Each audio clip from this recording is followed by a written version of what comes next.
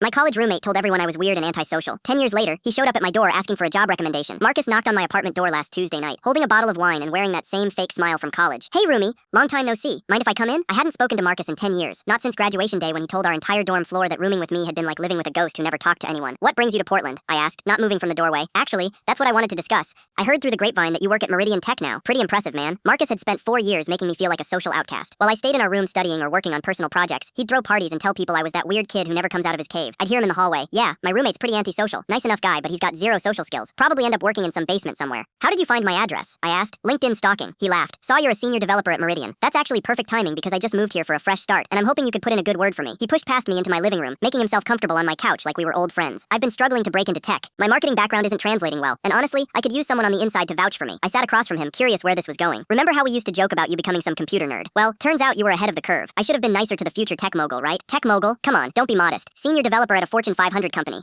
You're living the dream while I'm crashing at my cousin's place trying to figure out my next move. Marcus pulled out his phone and showed me his resume. I've been unemployed for 8 months. My last 3 interviews didn't go well, and I'm starting to panic. But having someone like you recommend me would change everything. Someone like me, you know, established, respected, successful, the opposite of what we thought you'd be in college. I almost laughed. What we thought? Okay, what I thought. Look, I'll admit it. I was wrong about you back then. I thought being social and popular mattered more than studying. Turns out I was the idiot. Marcus leaned forward desperately. I know I wasn't the best roommate. I was young and stupid, but we're both adults now. Can't you help an old friend out? Old friend, roommate, acquaintance, whatever. The point is, I need this job, and you're my only connection in tech. I pulled out my laptop and opened it on the coffee table. You want to know what I do at Meridian Tech? Senior developer, right? Building apps, managing teams, making bank? I turned the screen toward him. I'm the chief technology officer. I don't just work there, Marcus. I help run the company. His confident smile faltered. CTO? But you're only 32. Started there as an intern during our sophomore year. You know when you used to tell people I was antisocial for missing parties to work? Marcus stared at the company website showing my executive profile. This can't be right. You were just the quiet kid who stayed in our room all the time. I was the quiet kid who was building relationships with industry professionals while you were doing keg stands. But I thought you didn't have social skills. I had professional social skills, the kind that matter after college. Marcus set down his wine glass with shaking hands. So when I came here asking for a job recommendation, you came to ask the CTO of a major tech company for a favor. The same person you spent 4 years telling everyone was a weirdo with no future. I didn't mean it like that. College was different. We were kids. I closed my laptop. You're right. College was different. I was building the foundation for my career while you were building your reputation as the fun guy. Can we please just move past the college stuff? I really need this job. I stood up and walked to my door. You know what's funny? I actually remember you laughing when I got that internship junior year. You said real companies don't hire antisocial nerds. Marcus followed me to the door, panic setting in. Come on, man. I was wrong, okay? I admit it. I was completely wrong about everything. You were wrong about me, but you were right about yourself. What do you mean?